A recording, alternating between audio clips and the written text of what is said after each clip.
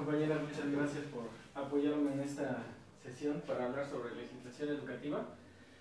Es una materia bastante interesante porque dentro del ámbito educativo en el cual nos manejamos nosotros, desgraciadamente hay muchos compañeros que tienen décadas de servicio y desconocen muchas veces lo que son sus derechos y obligaciones.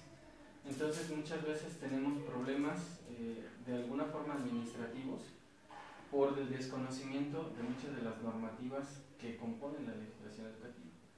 Entonces ahorita vamos a hablar acerca de precisamente cuál es el objetivo de la legislación educativa tanto en México como en todo lo que es América Latina.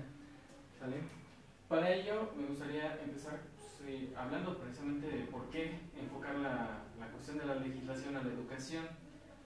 La TAPI hace referencia a la necesidad del ser humano y que se le imparta una educación de calidad cimentada en el respeto a las diferencias, a la libertad de la persona y en consecuencia en un verdadero pluralismo de posibilidades educativas. Aquí encontramos el hecho de que muchas veces no encontramos una equidad, no encontramos una cuestión de una calidad en la educación, y eso porque muchas veces no hay un orden o una normatividad o reglamentación que diga la educación tiene que ser así o debe de tener estas características. ¿Vale? Entonces, ¿qué es lo que se busca en este caso con la legislación de la educación a nivel mundial? De acuerdo a ello, se habla de que tenemos la búsqueda de las 4 A's: asequibilidad, acceso, aceptabilidad y adaptabilidad.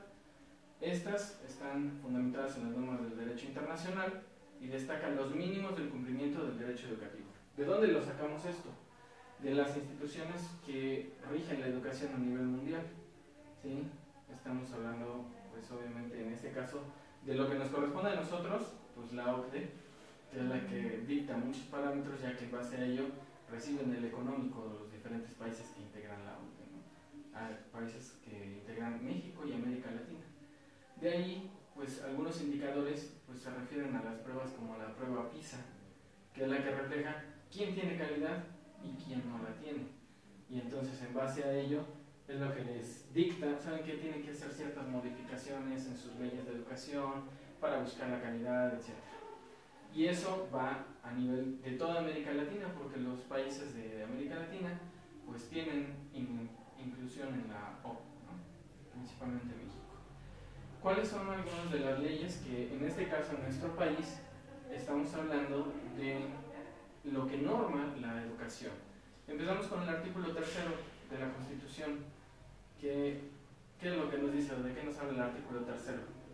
¿Qué debe de ser la educación? Laica, libre, gratuita, ¿no? Entonces, eso es algo que desgraciadamente no tenemos en todas las instituciones estas características, ¿no? La Ley General de Educación, la Ley Nacional de los Derechos de los Niños y de las Niñas, el reglamento, en este caso, de las condiciones generales del personal de la Secretaría de Educación Pública, al cual pertenecemos nosotros, y el manual de convivencia que rige también aquellas cosas transitorias que no son precisamente una cuestión de leyes, ¿no? Que son más como acuerdos o normativas internas. En México, el artículo 3 de la Constitución nos dice que debemos de encontrar una educación, ¿sí? Y es un medio fundamental para adquirir, transmitir y acrecentar la cultura del individuo. Es un proceso que contribuye al desarrollo y a la transformación de la sociedad, formando hombres y mujeres con sentido de solidaridad social. Entonces, se busca que toda la sociedad, por lo menos, tenga un nivel uniforme, ¿sí? Haciendo por ello, en este caso, las últimas reformas, el hecho de que la obligatoriedad de la educación debe de ser ya hasta nivel medio superior, ¿no? Cuando antes solamente era primaria, secundaria, ¿no? Ahora ya se incluye lo que es el nivel medio superior. Ahora bien, en este caso, el marco legislativo en México busca, por medio de un conjunto de reglas, como ya lo mencionamos ahorita, principios, acuerdos, que de forma ordenada entre sí tienen objetivo mejorar la educación en su conjunto y que ésta se vea reflejada, por ejemplo, en las pruebas como la prueba PISA, ¿sí? Para que tengan en este caso, pues ya lo que es un indicador de que México tiene un mejor nivel de calidad y en base a ello pues también reciban un mejor económico. Ahora, tenemos la situación de un derecho administrativo, ¿sí? Para el derecho administrativo hablamos de que este nos va a permitir, por medio de cuestiones o situaciones jurídicas en base a principios de igualdad, legalidad, reservas de ley, de buena fe, nos van a permitir, basados en la Constitución, en lo que es la jurisprudencia, ¿sí? Los decretos presidenciales y acuerdos secretariales, permitir darle una estructura a la educación y de esa forma pues tener una cuestión normativa uniforme. Ahora, hablando de leyes, debemos de estar conscientes de que las leyes no están ahora sí que nada más para admirarlas, sino deben de ser aplicables. Y para ello se da lo que es la norma jurídica y la aplicación del marco legislativo. En este caso se aplican leyes, normas, acuerdos y manuales institucionales. Para ello siempre hay dos ramas, ¿sí? En la cual siempre debe de haber un supuesto de hecho para que pueda aplicarse una consecuencia jurídica. Y en este caso podemos ir desde cuestiones muy superficiales, como llamadas de atención, unas cuestiones o sanciones de tipo administrativas, sanciones de tipo penales o sanciones de tipo judiciales, ¿no?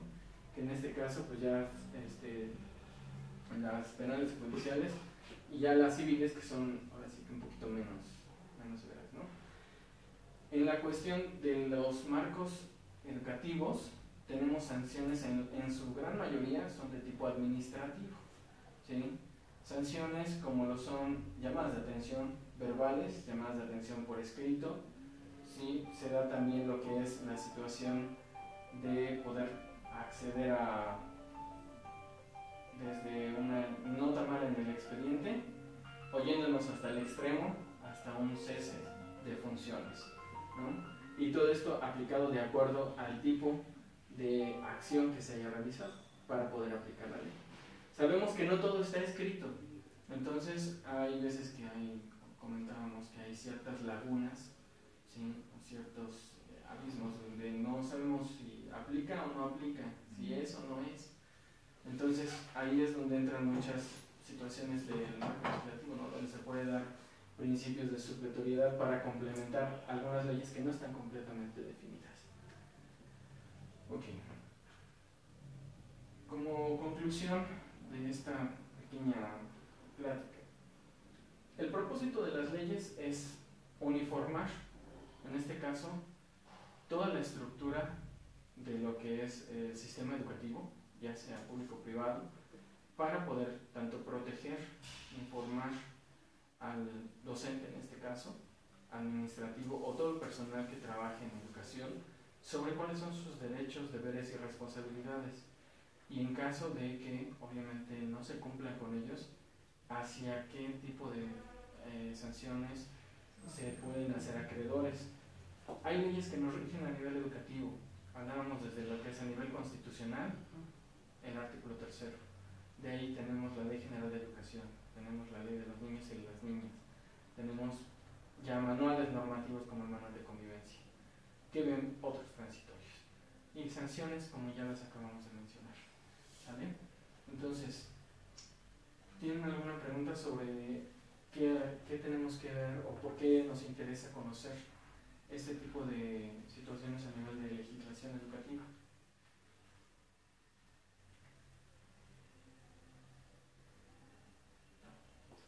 De acuerdo a los derechos que tenemos como trabajadores de Secretaría de Educación Pública y las sanciones a que algunos se hacen acreedores,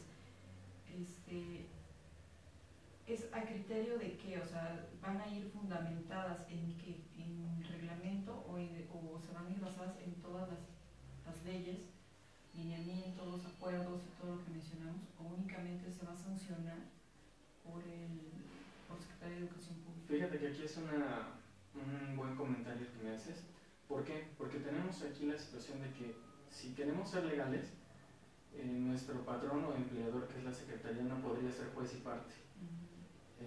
Entonces, de alguna forma, se está aplicando la normativa interna de los trabajadores, de los burócratas, al servicio de la educación, de la SEP, y tenemos nuestras normativas internas, que son completamente independientes de la cuestión de la jurisprudencia y todo. Entonces, no podemos ser juzgados por dos leyes diferentes por la misma cosa.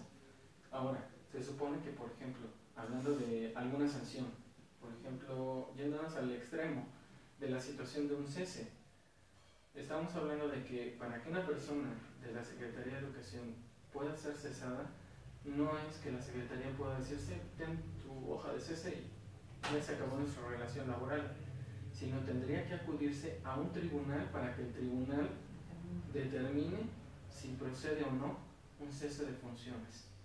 La Secretaría, y eso es algo que muchos desconocemos, ¿no? Y por eso muchos compañeros maestros pues les dicen, ya, quedas cesado de tus funciones, y agarran, se dan la vuelta y se van, y pierden esas funciones, ¿no? Entonces pierden la oportunidad y son despedidos injustificadamente porque caen en ello, porque el patrón no puede ser juez y parte. Entonces, nosotros como trabajadores, ¿quién nos protege?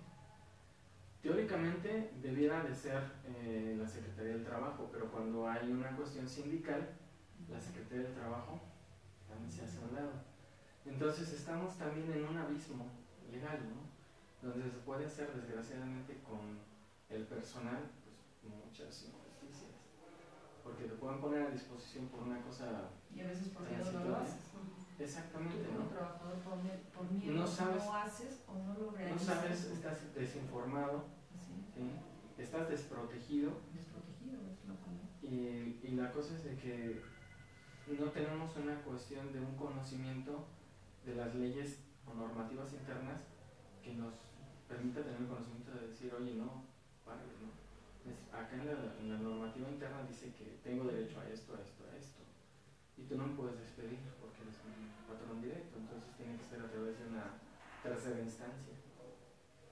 O sea, yo sé que existe el departamento jurídico en SEP, pero ellos tienen la obligación de darte a conocer tus derechos. Pero no lo hacen. No lo hacen, así es, únicamente son dictadores, ¿no? Sí. Señalan, son juez y parte. Exacto. Sí, y lamentablemente, a pesar de que el departamento jurídico debiera de estar para proteger al trabajador, está en contra del trabajador. Exacto. Sí, entonces, lamentablemente es algo muy triste, ¿no? Porque nosotros estamos del lado que se ve desprotegido. Y nosotros quién nos defiende. ¿Y los trabajadores cómo podrían saber? O sea, aquí es importante porque estás hablando de que hay otras instancias a las que uno podría recurrir, pero la situación es cómo saber cuál es la instancia correcta que tenga además una especialización, sobre todo en educación, o lo hace de manera general. Hay precisamente en este caso compañeros que son abogados, que son especialistas en la cuestión de servidores públicos, porque todo el manejo de lo que son servidores públicos se cocina completamente aparte. ¿Sí? No es lo mismo que un obrero o algún otro tipo de empleado, ¿no? Que no debería de existir un departamento, así como existe un departamento jurídico, debe de existir uno para, como sería un defensor social, ¿no? Teóricamente, como para eso está el departamento es. jurídico del sindicato, donde están precisamente laboralistas que deben de darte ese apoyo y esa información. Bueno, teóricamente deberían estar, pero en la realidad muchas veces están coludidos entre el departamento jurídico ese y lo que es el departamento jurídico sindical. Entonces, por salir rápido del trabajo, pues son juez y parte. Exacto, porque existen negociaciones de manera política entre ellos, donde realmente los derechos del trabajador es lo que menos importa. La negociación es lo que tú puedas, o sea, tú me brindes a mí, a ti, es un intercambio de poder, donde el trabajador no importa. No tiene ni voz ni voto, lamentablemente, ¿no? Ni siquiera es consultado. Entonces, nosotros podemos tener acceso a esto, ¿sí? Lo que son el conocimiento de las leyes, los manuales y las normativas. Pero como vuelvo a repetir al inicio de la plática, hay muchos compañeros que tienen décadas de servicio y no las conocen, porque nunca les han dicho, oye, ¿sabes qué?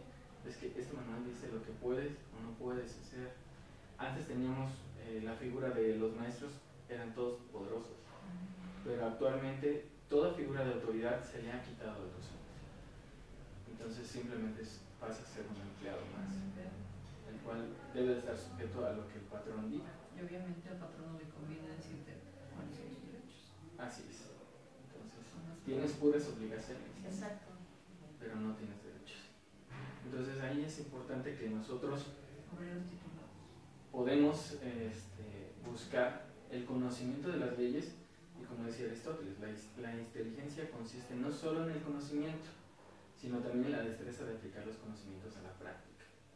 Si nosotros desconocemos cómo defendernos, desconocemos qué leyes están de nuestro lado, pues no podremos aplicarlas. Pero si las conocemos, por lo menos batallas sí les daremos antes de que salgamos. No saldremos por la puerta de atrás, sino por la de adentro, ¿no? Pues bueno, muchas gracias por escucharme. Pues vamos a continuar de todas maneras cualquier otra duda. La cuestión del tema de legislación educativa es muy amplio por todas las leyes que abarca. Desgraciadamente no se cuenta con todo el tiempo para hacer una plática tan extensa, pero podemos platicar de otros puntos si quieren en otro momento, ¿no? Gracias.